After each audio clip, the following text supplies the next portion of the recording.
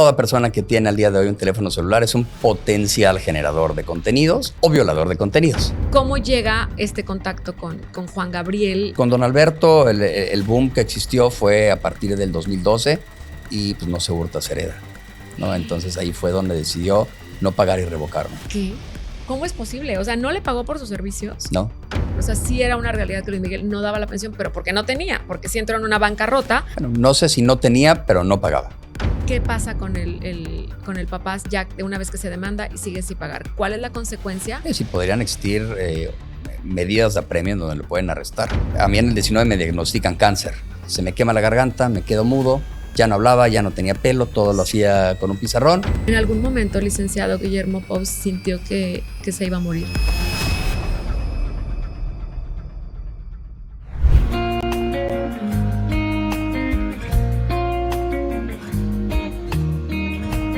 ¿Qué tal? Bienvenidos a una nueva emisión del podcast. Soy Coranelda González y bueno, este podcast está siendo realizado desde la ciudad de Monterrey con un enorme gusto porque les voy a decir algo. El invitado que hoy tengo para todos ustedes fusiona las dos cosas que yo manejo en mi podcast. Le decía ahorita fuera del aire. Mayormente el público ve YouTube por entretenimiento y entrenamiento. Bueno, pues mi invitado reúne las dos características el día de hoy. Él dice que, por supuesto que no es artista, pero la gente luego ya lo confunde porque tiene personalidad de artista y es que trabaja con muchos artistas.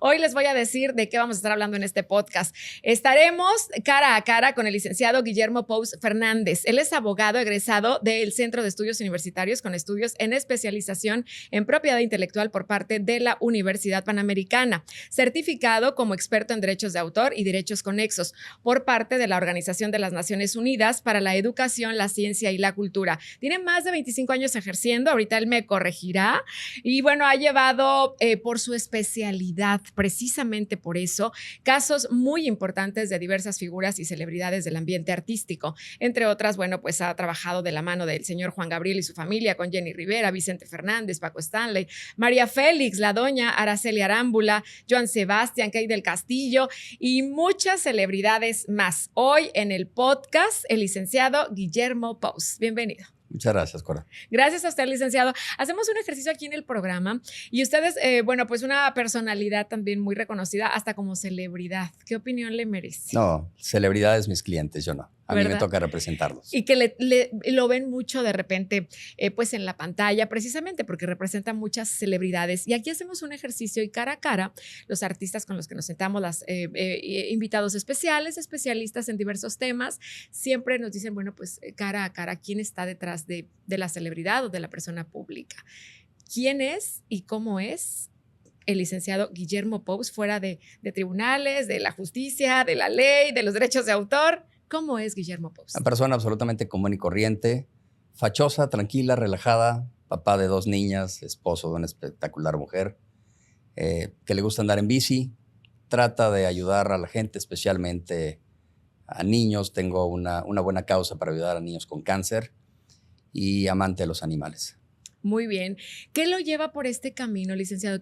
Dicen que no es una carrera pues sencilla, que no es fácil, ¿no? ¿Qué lo lleva por este camino? Dedicarme a esta especialidad. Dedicarse a esta especialidad. El primer trabajo que tuve, que fue cuando todavía estaba saliendo de primaria, tomé un trabajo durante las vacaciones y específicamente el área de derechos de autor, bueno, ni siquiera era área, sino los trámites de derechos de autor, nadie los quería hacer, ninguno de los pasantes lo querían hacer en ese despacho, entonces a mí me tocaba hacerlos.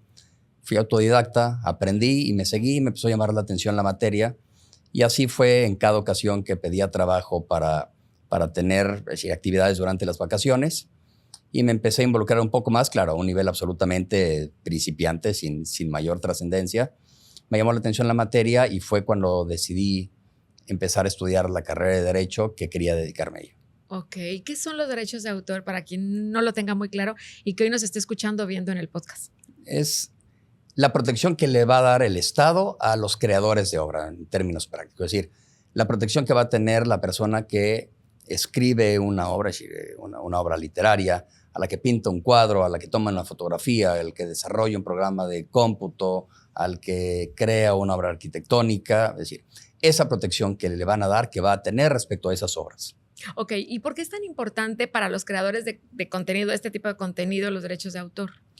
Porque todos los contenidos que se generan están protegidos y van a tener la facultad de decidir quién los usa, cómo los usa, si se pueden utilizar, si se va a cobrar, cuánto se va a cobrar, en qué modalidad y demás. Es decir, todo lo que esté involucrado con la propiedad intelectual. Ok, todo puede ser defendible y tiene que ser así, respetado. Toda persona que tiene al día de hoy un teléfono celular es un potencial generador de contenidos o violador de contenidos, ¿no? Claro. Es decir, yo puedo subir un video, pero en el video puede ir incluida una obra que le pertenece a alguien más, la estoy reproduciendo y además estoy utilizando música para amenizarlo, lo cual no tengo los derechos, pero al final empiezan a existir métodos y mecanismos para ya poder llevar a cabo estas actividades tan cotidianas, tan habituales, de acuerdo con las propias tendencias que existen, y entonces ya se vuelven en cierta manera permisivos porque ya los titulares de los derechos tuvieron acuerdos.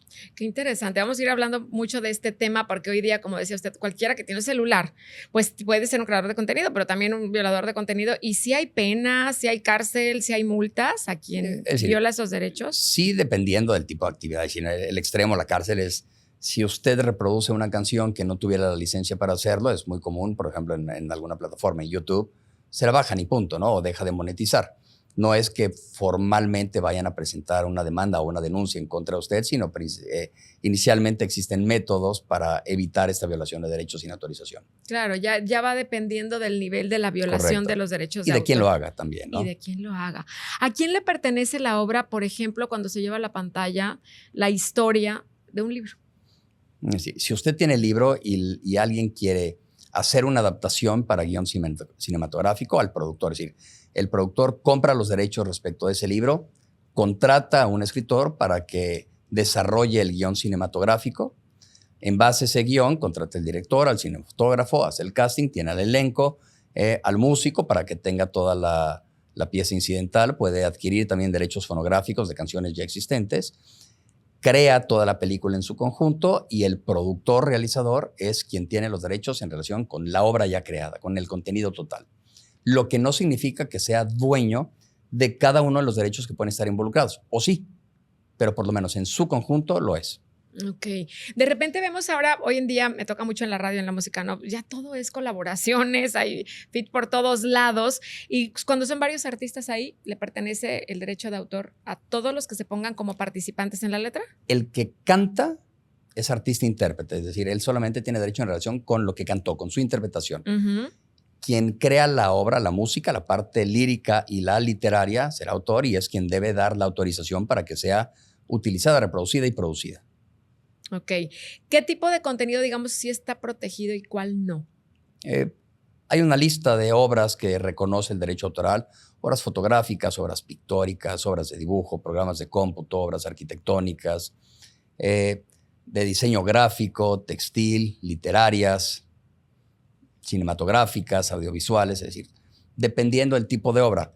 No es que vaya evolucionando como tal la obra que pueda existir a partir de cierto momento, sino la modalidad en la cual se puede crear, ¿no? Es decir, puede haber una obra de dibujo, pero desarrollada a través de un programa de cómputo. Entonces, no deja de ser una obra de dibujo, simplemente se creó de una manera distinta y está protegida. Ok.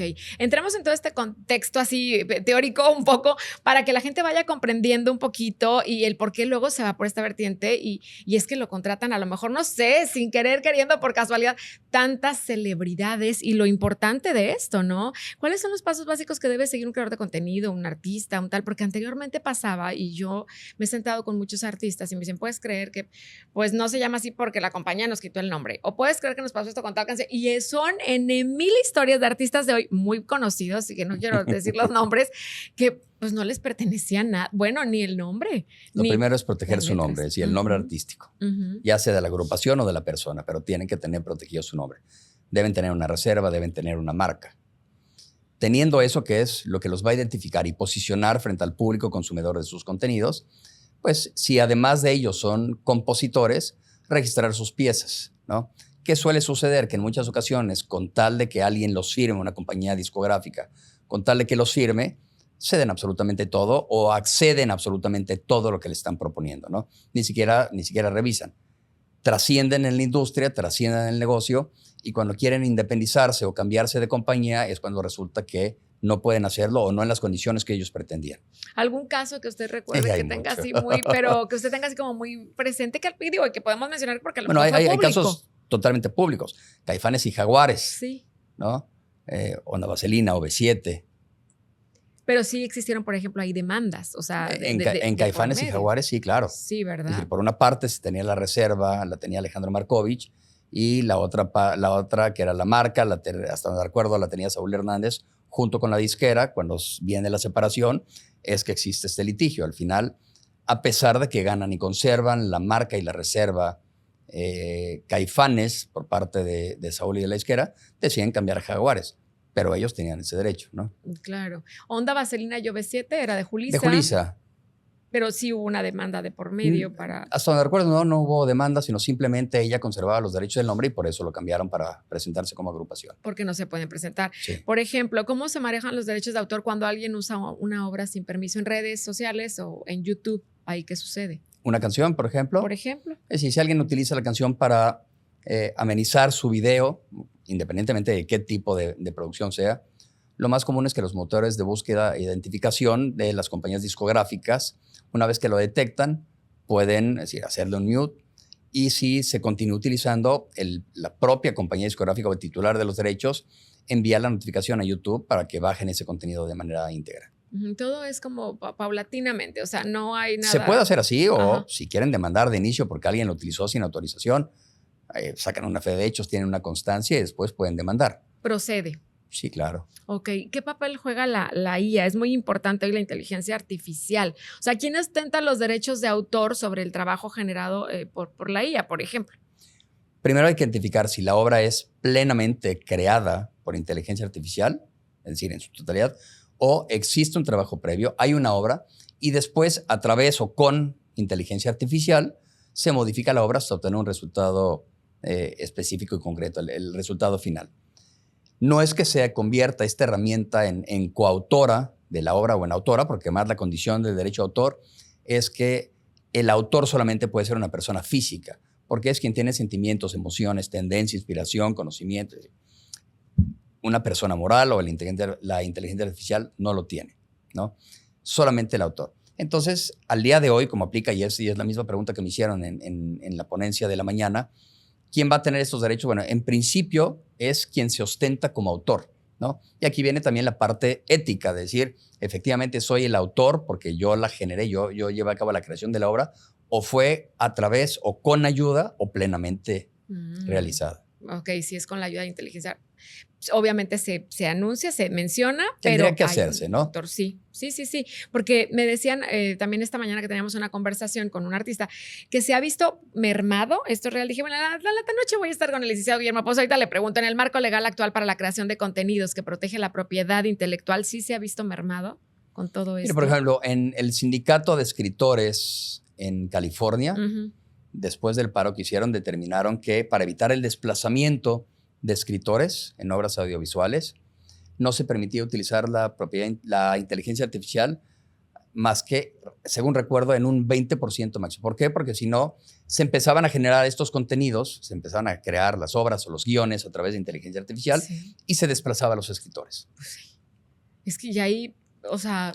El problema no nada más no es el hecho de desplazar, sino es la situación y la condición económica y la pérdida de empleos. Sí, la pérdida de empleos y de los derechos también del creador original, ¿no? Bueno, en este caso ya no habría un derecho como tal. Ya es decir, no se estarían violentando sus derechos porque no participaron. Claro. Y bueno, pasa también la suplantación de identidad, ¿no? Con la inteligencia artificial. Correcto. En el mejoramiento de los productos fonográficos. Hay un caso muy mencionado que todo el mundo conoce, que es el de los Beatles, por ejemplo, ¿no? Sí. Pero ahí hubo autorizaciones. Es decir, a pesar de que no estaban... Es decir, la palabra es no estamos contentos, pero lo autorizamos.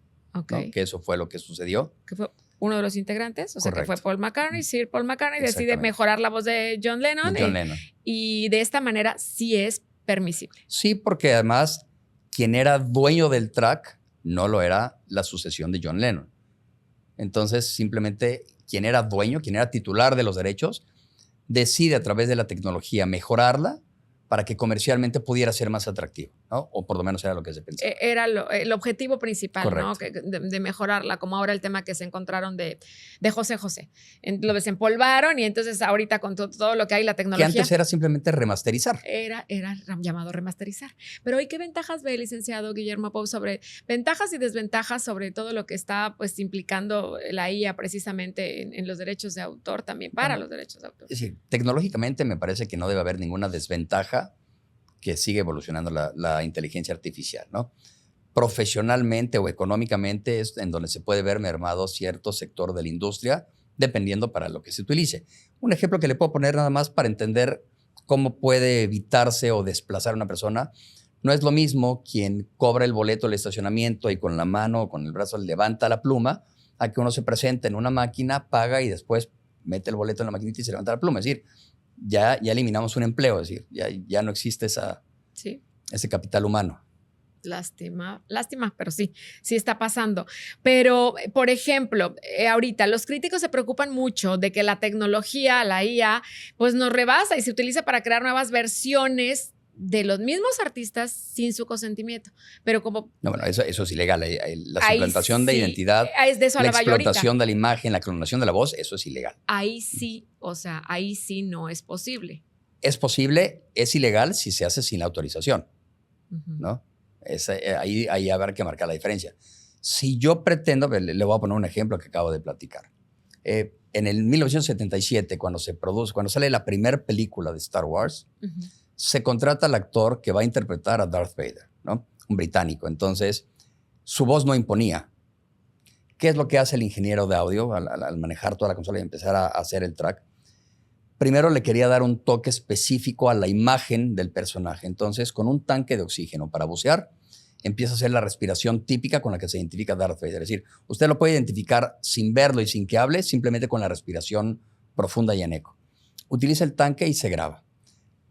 Masteriza esa pieza y después regraba de nuevo esa pieza en un cubo de una escalera y después en un baño y después en un cuarto para empezar a meterle más eco. Ya que obtiene ese track, ese audio, entonces es que seleccionan a quien iba a hacer el doblaje y la locución de Darth Vader, James Earl Jones, ¿no? Hace toda la locución, todos los diálogos él los repite en función a las escenas y después sincronizan, le empalman la respiración, que es exactamente lo que usted ve en pantalla, ¿no? Okay.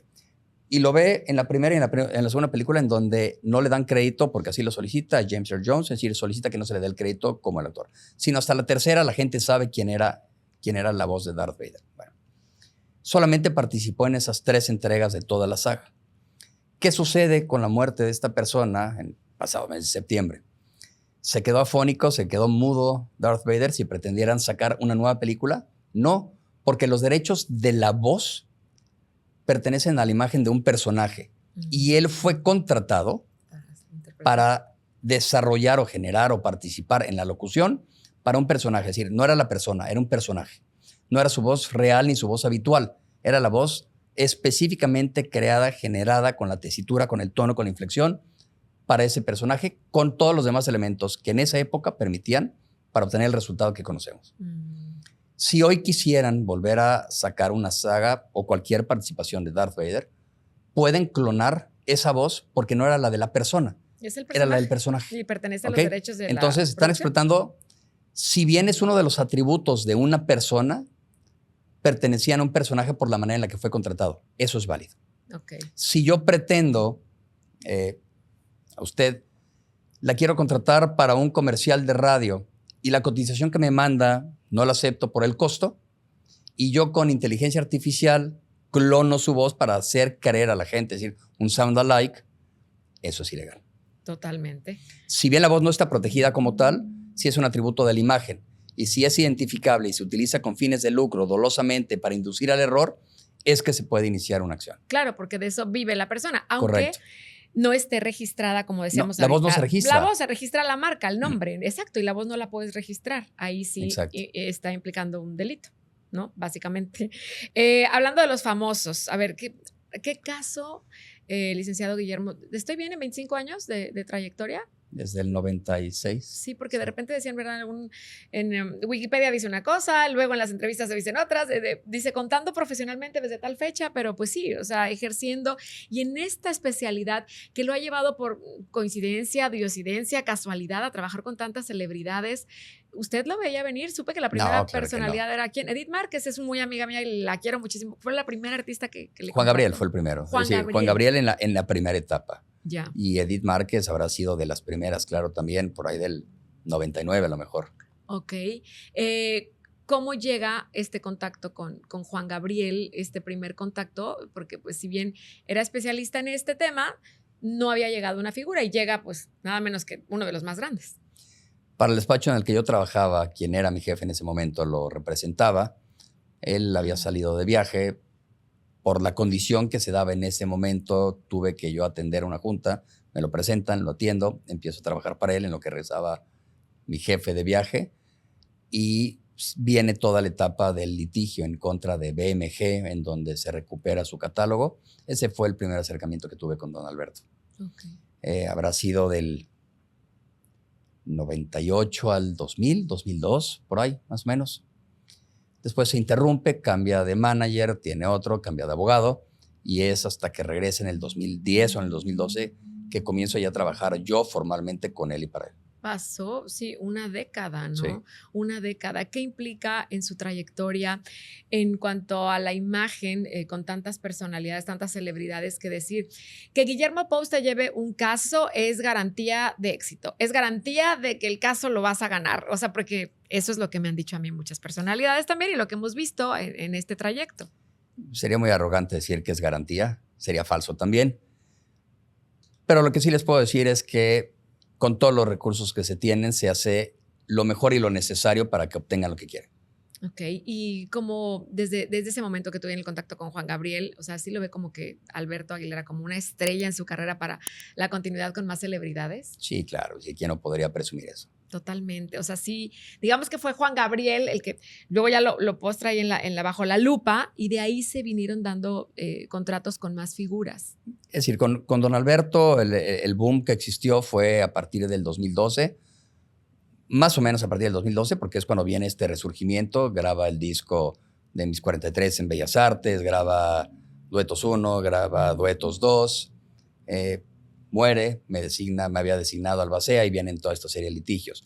Pero desde antes ya había tenido oportunidad de trabajar con muchas celebridades, importantes celebridades. Claro, pero llega a un punto en el que Albacea, ¿tiene usted idea de por qué él lo nombra como Albacea? Supongo que aquí se conjugaban dos cosas. Uno, una persona a la que le tenía confianza, que además era su abogado y que le había puesto en orden todo lo que tenía en casa. Muchos años. Y que tenía una buena relación con su hijo, ¿no? Que iba a ser el heredero. Ok. Enterándonos un poco de todo lo que pasó con este caso, y es inevitable no tocarlo porque además es una figura muy querida y uno de los casos también, pues yo creo que más retadores, no sé, usted me lo dirá, licenciado Guillermo, que ha tenido de alguna celebridad en sus manos, el caso de Juan Gabriel. Es decir, mediáticamente, digamos. Sí, claro, porque además ha sido el que más ha durado.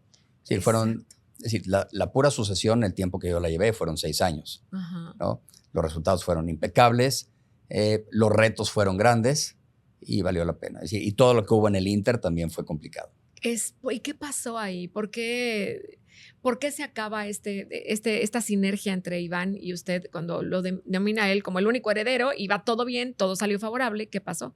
Es decir, una vez que se terminan los litigios y que se ganan los litigios importantes, que se adjudica, es decir, que él ya se convierte en dueño, por decirlo de alguna manera, que se adjudica lo más valioso y trascendente de su padre, que era el catálogo y la propiedad intelectual.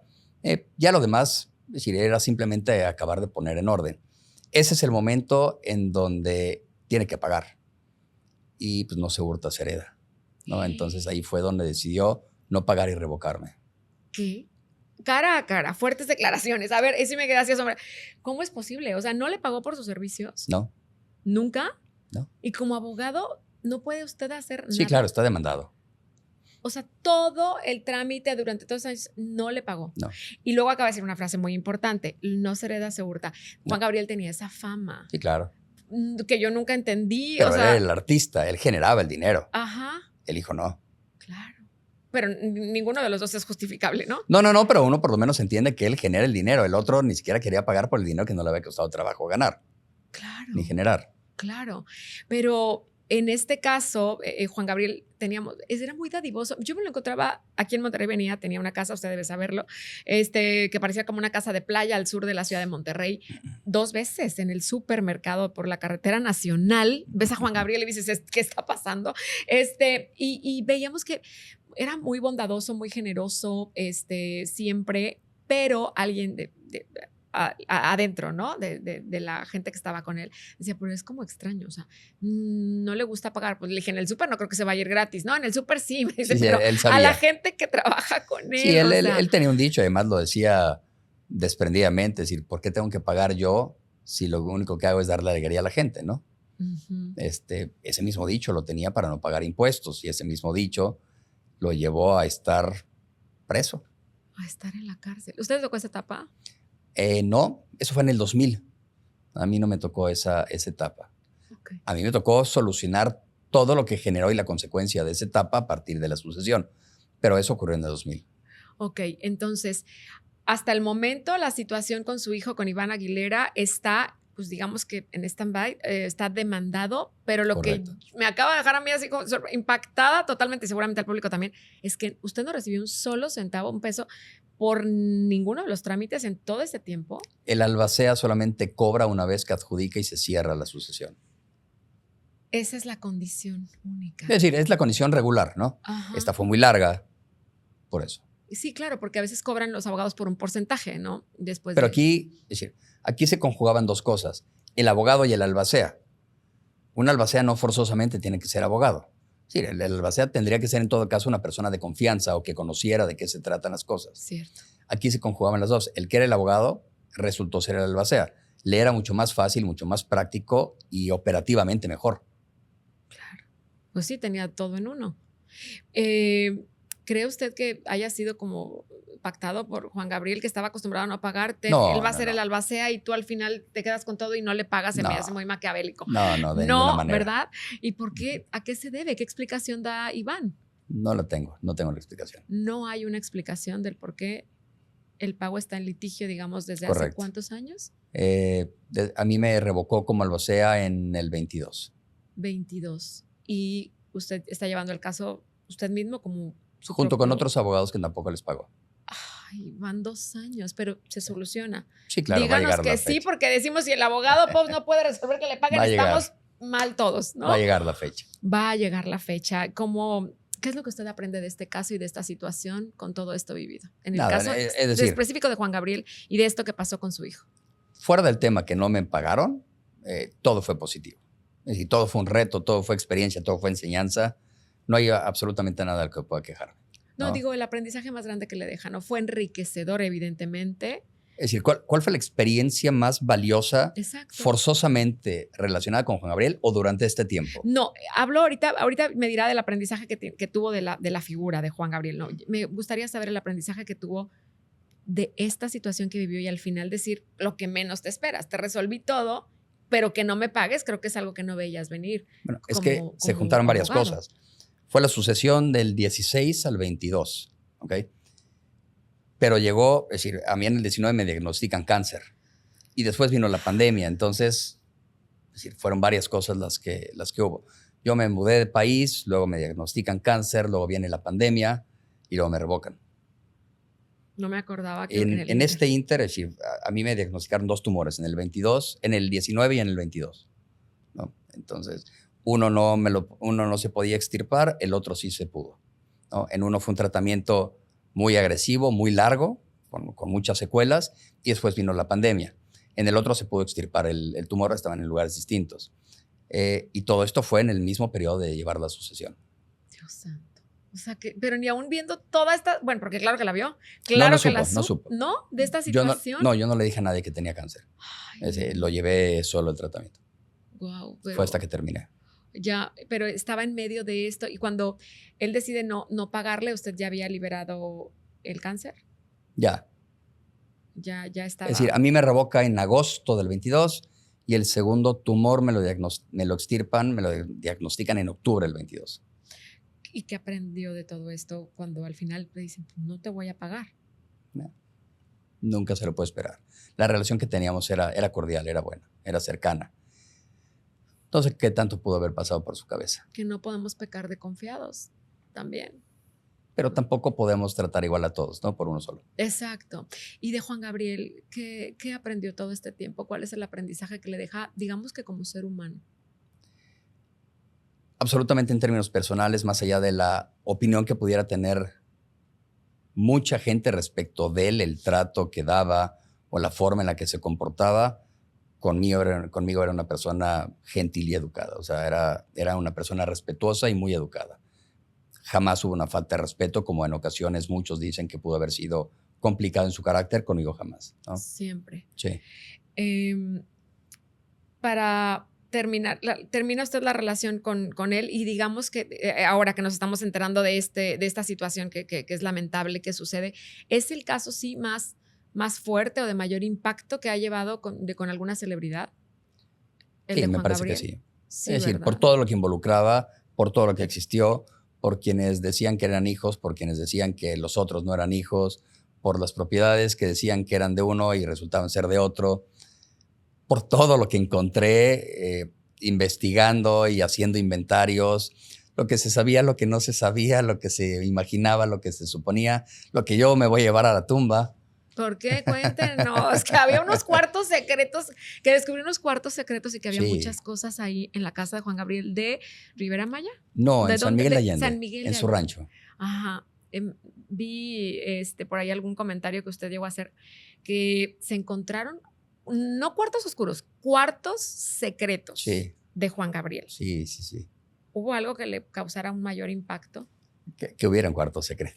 De entrada, de entrada. Guardaba cintas, fotografías, recuerdos personales, había arte, también había una pared falsa en donde guardaba arte, que fue donde nos dimos cuenta y le avisé a Iván que no estaba el cuadro de María Félix, bueno, el cuadro de Diego Rivera.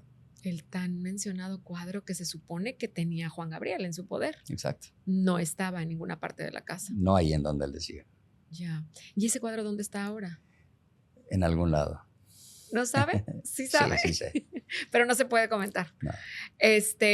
Algo que le llamara particularmente la atención de esos cuartos secretos de Juan Gabriel. Todo lo que atesoraba, es decir, le gustaba guardar recuerdos. Dicen que él se tomaba muchas fotografías, muchos videos que luego no compartía. Me dio mucha risa una vez un comentario que le dijo a alguien de la prensa. Yo no tengo nada. ¿Qué decía? YouTube, no tengo Insta, no tengo Instagram, YouTube, no ni tengo WhatsApp. Face, solo tengo mi correo o algo así, ¿no? Sí. Que se manejaba todo por correo Todo electrónico. por correo. Tiene un amigo muy querido aquí en Monterrey que he platicado mucho con él, que estaba muy cerca de él. Y me dice, no, era verdad, todo lo tenía Todo era por correo. por correo. Pero sí que le gustaba mucho grabarse a él. Exacto. Sí. Grabar y que lo grabaran. Ajá, pero no vio nada que lo impactara, que lo asustara. A estas alturas no hay mucho que pueda Ya no hay nada, pero impactar. no. ¿Se arrepiente usted de haber llevado este caso No, a para buenos nada. términos cuando fue el final de la resolución que tuvo con Iván? No, de ninguna manera. Ok, pues qué interesante, qué interesante. Y yo creo que debería hacer un libro, licenciado. El pago va a salir, pero no se debería llevar esos secretos a la tumba. Juan Gabriel es del pueblo y es muy querido. Sí, ¿no lo ha pensado hacer un libro? Hay tantas cosas que no podría publicar También por lo mismo. por confidencialidad. Claro, aunque qué difícil. Entonces debió ser las personas que fueron con usted a esa casa y a buscar todo lo que tenía que buscar, porque ¿cómo mantienes callada a tantas personas con una figura tan grande? En ocasiones lo hacía yo solo. Es muy delicado. O sea, si una persona llegaba a enseñar algo, a publicar algo, Exacto. todo esto que se encontró está en manos de su hijo. Inventariado y entregado a su hijo. Todo en orden. No se sabe qué va a hacer con esa. Lo desconozco. Entiendo que ya abrió las puertas el museo en Ciudad Juárez. No sé qué tan enriquecedor puede ser lo que había o lo que tenía para un museo y en esa sede, pero esos eran sus planes. Muy bien. En el caso de la bioserie de Luis Miguel, es que ha trabajado con muchos artistas. No defendió a Luis Miguel, defendió los derechos de sus hijos y su expareja. En el tema específicamente de la bioserie, me tocó representar a la señora Arámbula, en donde ella no quería participar ni que se utilizara su imagen, menos la de sus hijos. Ok, esa fue la parte que luego nos confundíamos. O sea, no era representando a Luis Miguel, era Araceli. en contra de la utilización de su imagen en la bioserie. Claro, y así fue, porque en un principio la idea era sí nombrarlos, ¿no? Correcto. Después de que se procede legalmente, se protege y ya no pudo ser Y no posible. salió. ¿Qué pasa ahora que tocamos otro caso fuerte y de alguien muy querido como Luis Miguel también? Al final también hubo otra denuncia. Aquí se corrió mucho la voz, incluso cuando venía a Monterrey, a México, a los conciertos, de que no, Mickey va a ser arrestado por manutención, por pensión, por no sé qué. Estuvo muy fuerte este rumor de que pues estaba demandado por Araceli Arámbula y luego ya fue pues público. Por eso es que tocó el tema hoy con usted aquí en la mesa.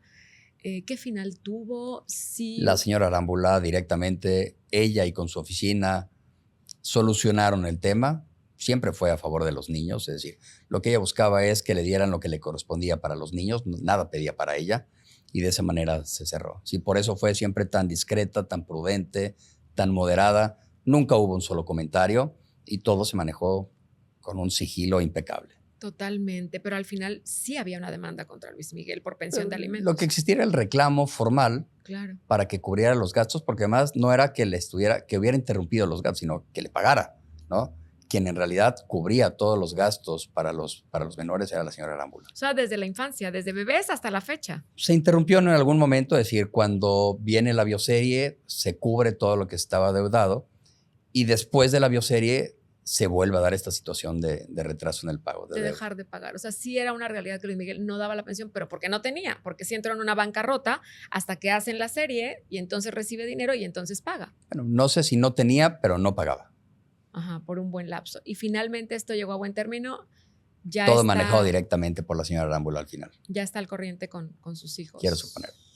¿Qué pasa ahorita que tocamos este tema que es muy, pues también muy común, es muy lamentable, licenciado Guillermo Pous, pero híjole, aquí en Monterrey yo creo que de 10 amigas tengo 5, que el papá no se encarga, no hay una pensión, aprovechando que lo tenemos aquí hoy cara a cara. ¿Qué pasa con la nueva ley? Porque dicen que hay una nueva ley en torno a los padres que tienen hijos que no se hacen responsable y que le dejan toda la carga a la mamá.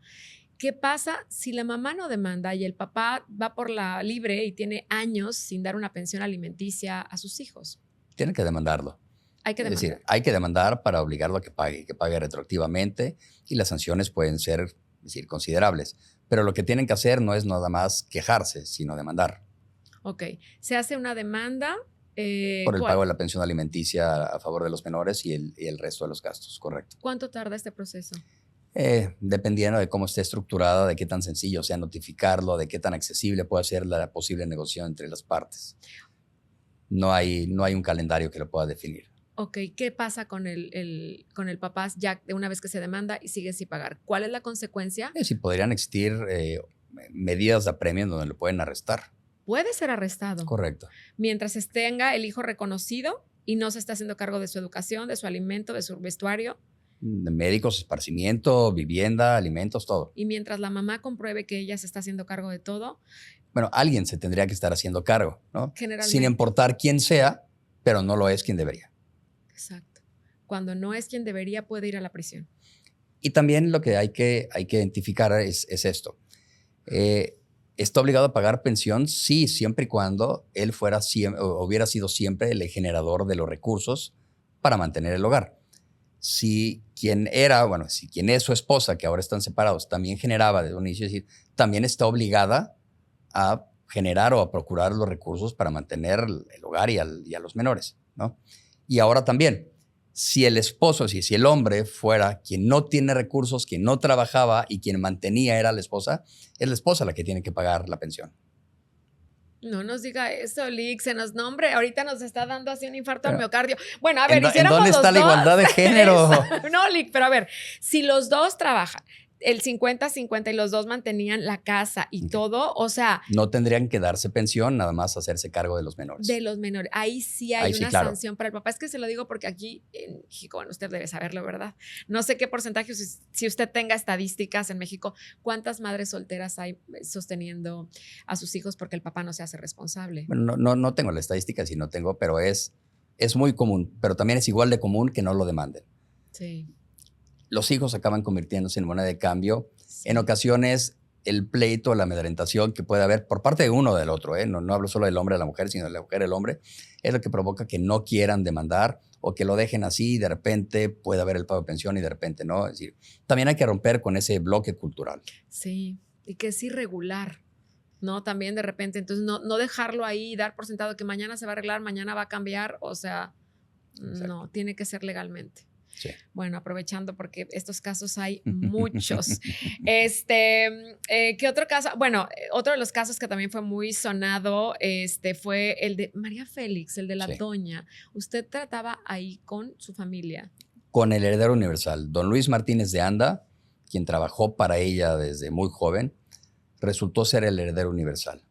Él se desprende de bienes, de propiedades que había heredado y conserva otros. Lo que específicamente conserva es el derecho de la imagen de María de los Ángeles Félix Güereña, ¿no? O sea, a quien se conoce como la doña o María Félix, ¿no?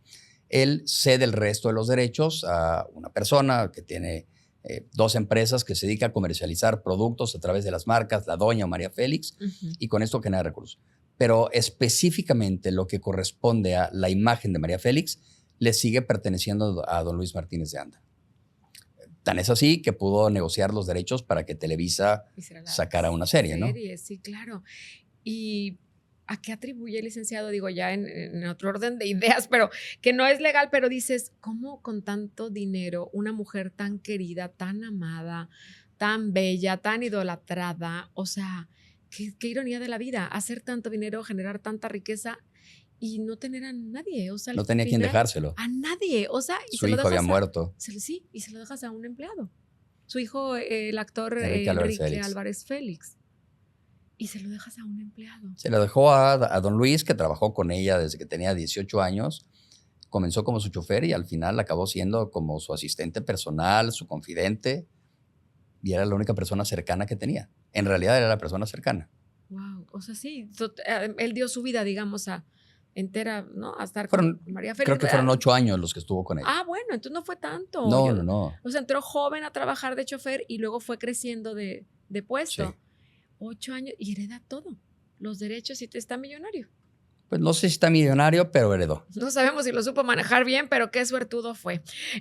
Bueno, con Joan Sebastián. A ver, yo le quiero preguntar aquí algo muy importante porque ¿por qué usted que trabaja con tantas celebridades desde ayer, hoy y siempre, y lo seguirán por siempre, por el éxito también que tiene y el buen manejo de su carrera, de su profesión y la especialidad que tiene?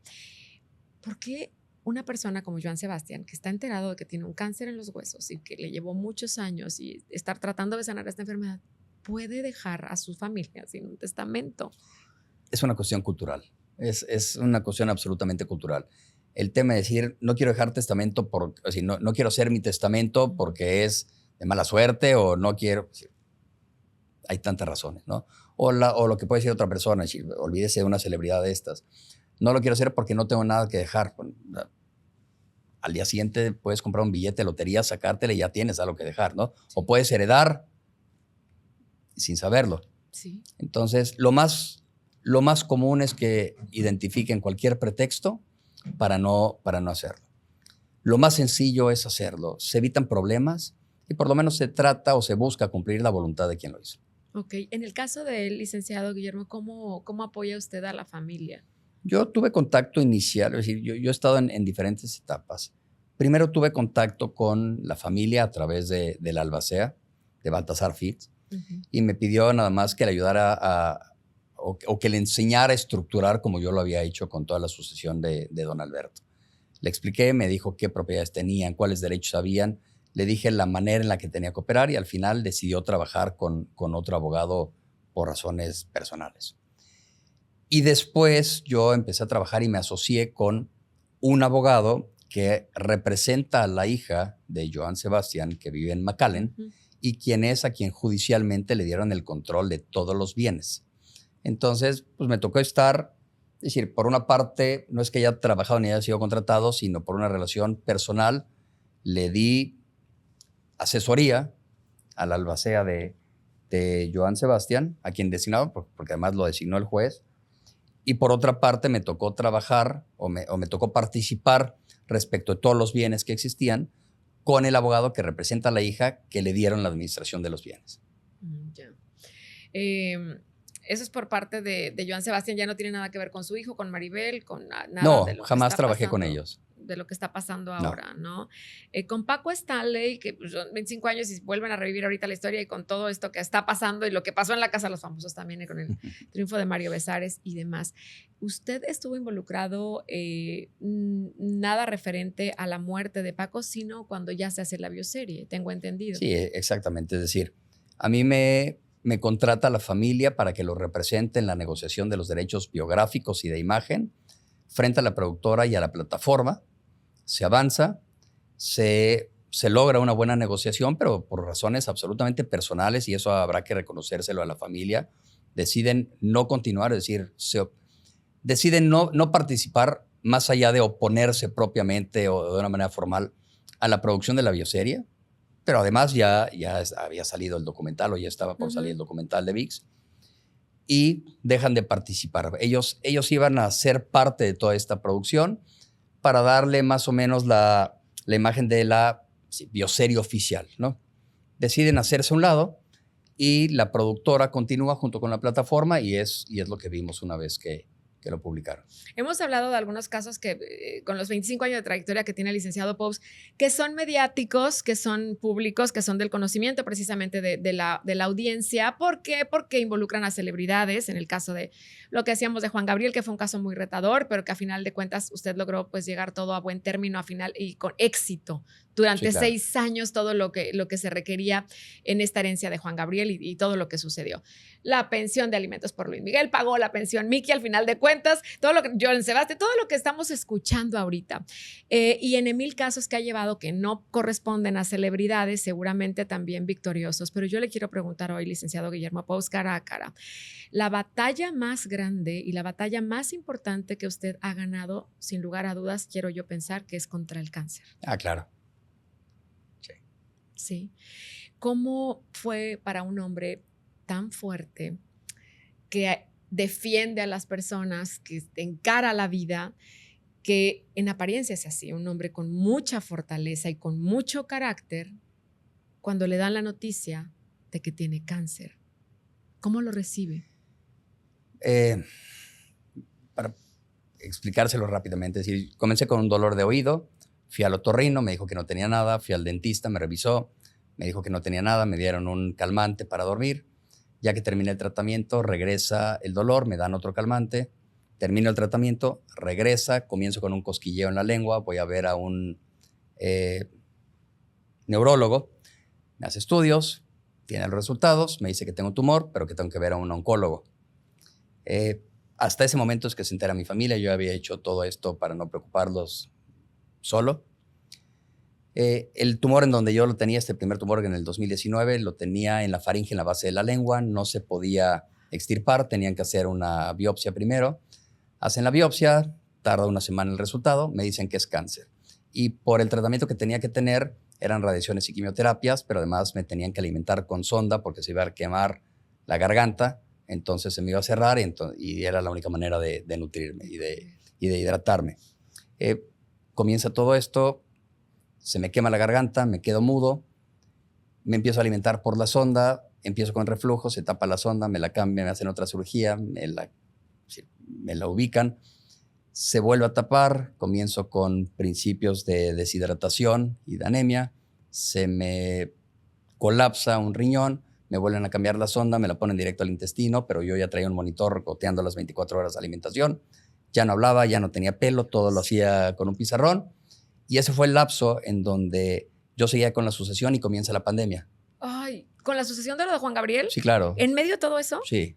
Por eso le digo que no se enteró Iván que yo tenía cáncer. Nunca se enteró nadie, solo no, su familia. Bueno, exacto, sí, no se enteró nadie hasta que terminé el tratamiento. Dios, sí. ¿Qué le da esa fortaleza? Porque ya lo escuchamos y ya salió y ya pasó. ¿Qué? ¿Quién? ¿De dónde viene esa fuerza? Dicen que a veces los hombres son más fuertes que nosotras las mujeres para esas cosas. No sé, ¿qué me dice usted? Yo decidí tratarme en México, es decir, yo no vivo en México, mi familia se quedó allá, la manera en la que yo me podía tratar en una mejor situación y condición sin afectar su rutina, su vida, sin que nos desgastáramos y que yo me pudiera enfocar en el trabajo y en el tratamiento, era moverme a México. Tenía una enfermera que me cuidaba las 24 horas porque yo no me estaba acostado sentado en un sillón, sino estaba internado. Mi mamá me cuidó. Mi mamá fue quien realmente me cuidó. Mi esposa lo hacía a distancia con mi mamá y veía lo que tenía que hacer con los médicos para encargarse de mis hijas, que eran pequeñas. Y después viene la pandemia. Yo termino el tratamiento, pero la pandemia ya venía muy fuerte. Sin tener los resultados, lo que me dicen los médicos es: no sabemos cómo va a continuar, no puedes entrar al hospital para saber cómo estás porque o ahí te quedas o no vuelves a salir porque no tienes defensas. Dan el aviso que van a cerrar la frontera. Tomamos un avión, mi familia y yo, y ya nos regresamos a Houston, que es en donde vivo. Y ahí tuve la rehabilitación solo. Yo ya no comía, o sea, yo no comía, me tuvieron que arrancar la sonda para que pudiera volar y no trajera el monitor, porque ya no podía entrar a un quirófano. Empiezo a rehabilitarme para aprender a comer y a tragar de nuevo, para no broncoaspirar, para recuperar peso. Compré una elíptica para rehabilitarme yo, y cuando ya recuperé masa muscular y empecé a alimentarme mejor y estar hidratado, fue que le pedí permiso a mis médicos para volver a subir en una bicicleta. En donde vivo es un lugar en donde pues es un bosque, entonces no hay nadie. Me permitieron subir en una bicicleta y salir cuando ya tenía fuerza para hacerlo. Y ese fue, si yo ya llevaba varios años haciendo campaña para niños con cáncer. No campaña, recaudación de fondos. Sin saber Sí, claro, sin que cáncer. usted tenía cáncer. Nadie en mi familia jamás había tenido cáncer. No fumo, no tomo, no me drogo, no tomo café, no tomo nada picante, no como irritantes, y fui el 2% de la estadística. En términos generales, ¿a qué se lo podrían atribuir o como un factor? Al estrés, al cortisol. Fíjese, es lo que le iba a decir. Los especialistas con los que me he sentado aquí en medicina también dicen, las emociones se enferman y el cuerpo somatiza, ¿no? También las enfermedades. En medio de tanto estrés, defendiendo a tanta gente, tantos casos, dices, a ver, para un segundo, pero dices, perdí la voz, me quedé mudo. ¿Meses? ¿Días? 7 meses. 7 meses sin hablar con nadie. Escribiendo. Ahí sí me interesa mucho saber cara a cara cuál es la reflexión y cuál es el aprendizaje de Guillermo Pous sin poder hablar, cuando es una persona que lo que hace es comunicar asertivamente también y en defensa de los demás, para los demás. ¿Qué reflexionó en ese tiempo? ¿Qué me ayudó? La pandemia, porque se interrumpieran muchas cosas, lo cual me permitía comunicarme por correo electrónico, ¿no? Las llamadas, habían ciertas personas que sabían, entonces, y ciertas personas de mi despacho. Entonces, pues yo les decía lo que tenían que hacer y ellos eran quienes se comunicaban con quienes tuvieran que hablar. Yo no podía hablar. ¿Pero usted hizo alguna reflexión en ese momento de cuando pierdes la voz, que no te puedes comunicar con nadie? En ese momento no, porque además, por la situación y la condición, había una depresión y una ansiedad terrible, entonces estaba medicado, porque si no hubiera sido seguramente mucho más complicado.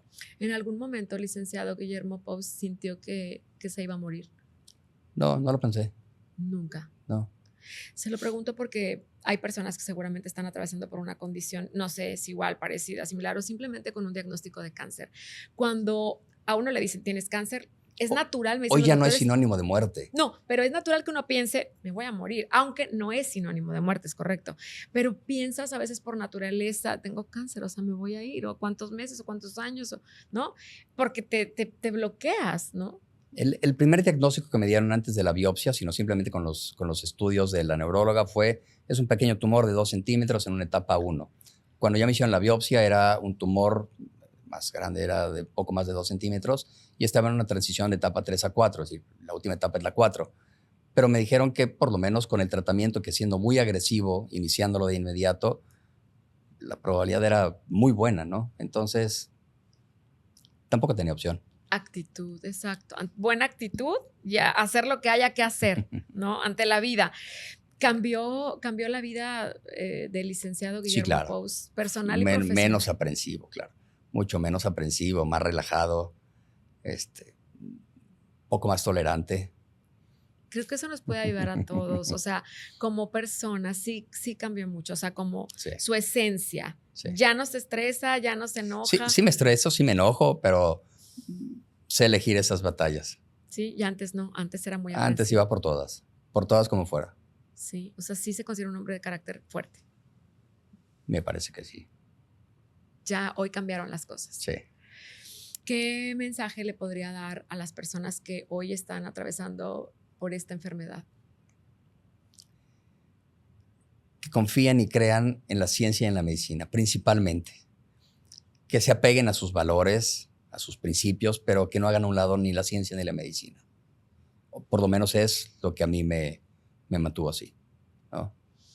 Y la disciplina. La disciplina, sí, ser constante, el verdaderamente ocuparte de sanar. O sea, realmente usted ahí priorizó, me dice que estaba todavía con el caso de Juan Gabriel en a últimos términos quizá, pero quiero pensar, obviamente, que priorizó ante todo y ante ese caso y ante lo que fuera su salud.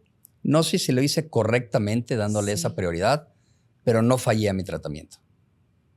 Ok, porque en parte el trabajo también te ayuda un poco a no estar pensando negativamente, quizás, ¿no? Sí.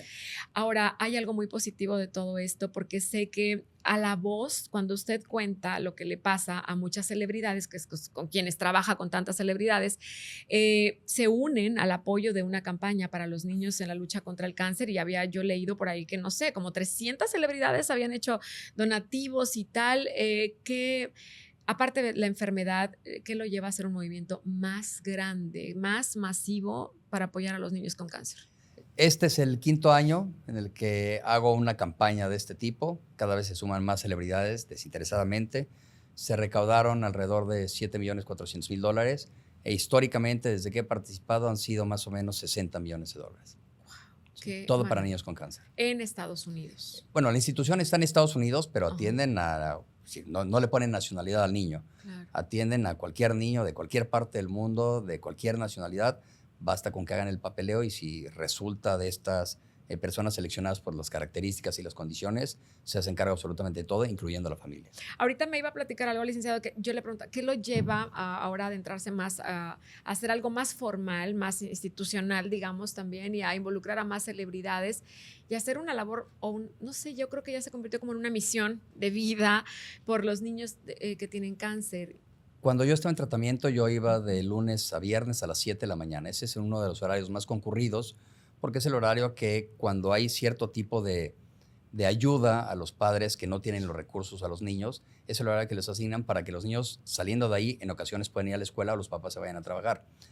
Cuando se conjuga con toda la pandemia y además decidan recortar los recursos para la ayuda, para los tratamientos para niños con cáncer, los 13 niños que tomaban tratamiento conmigo murieron porque les cortaron los recursos. Los 13 niños murieron. Wow. No, pues. Entonces ahí fue donde reaccionó saliendo de esto. No sé si usted le prometió a Dios que si sanaba iba a hacer algo, si es creyente, no sé. Pero este es el motivo. Me parece que esa es una buena razón para hacer lo que hago. La más grande, claro, totalmente. Es muy triste.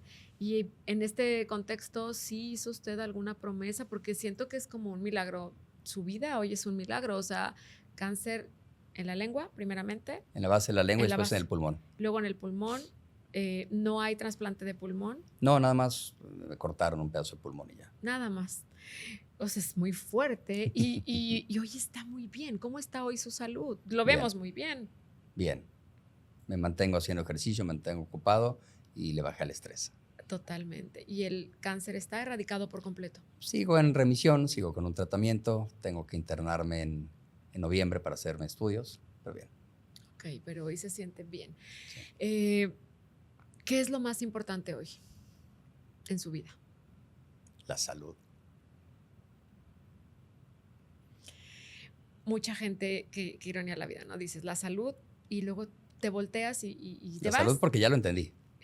Y no hacemos nada por la salud. A veces la salud es mi prioridad, pero ¿qué haces en pro de ella? Y la verdad es que no, te estresas mucho, sigues enojándote, pero cuando ya te pasa y ya vives una situación tan grave como la que usted vivió y la pierdes, verdaderamente comprendes que es lo más importante que tienes, porque sí. Con ella todo, sin ella nada. Y todo lo demás es consecuencia. Exacto, porque sin ella no hay nada. Entonces, la prioridad hoy es la salud. Llevarla bien, por lo menos.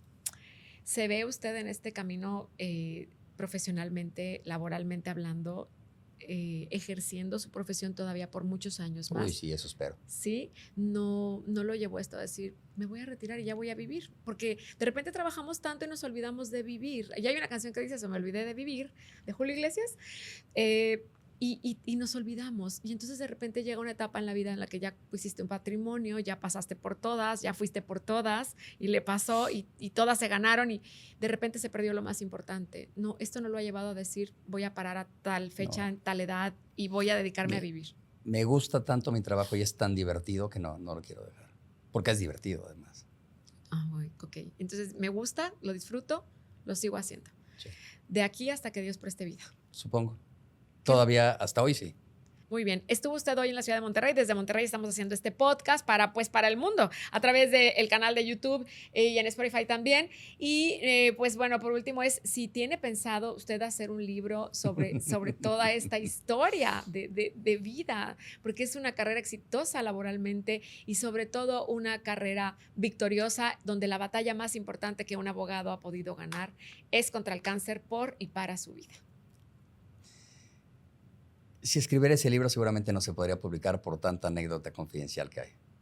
Pues borremos todas esas anécdotas confidenciales y hagamos uno de vida entonces, que muy bien vale la pena pues estar aquí. De acuerdo. ¿Verdad? Pues fue un placer, licenciado. Qué gusto. Muchísimas gracias. Gracias. Gracias por tenerlo hoy aquí, conocer más de su trayectoria tan impecable y por darnos este tiempo desde Monterrey, Nuevo León y conocerle personalmente. Muchas gracias. Muchísimas gracias. Gracias a nuestro público por estar con nosotros. Como siempre, lo más valioso que nos dan día a día es su atención. Yo soy Coranelda González y me encantará que compartan este episodio para que más personas conozcan de la esencia pues, de uno de los abogados más exitosos. Y yo creo que, sí, es el abogado que con más celebridades ha trabajado, yo creo que en Latinoamérica, el licenciado Guillermo Pous, y sobre todo este gran ejemplo de amor por la vida y de luchar por ella y estar hoy aquí para ser testimonio de ello. Así que ojalá lo puedan compartir. Gracias por suscribirse al canal y bueno, pues yo me despido. Muchísimas gracias. Recuerda que tú y yo tenemos una cita la siguiente semana, cara a cara.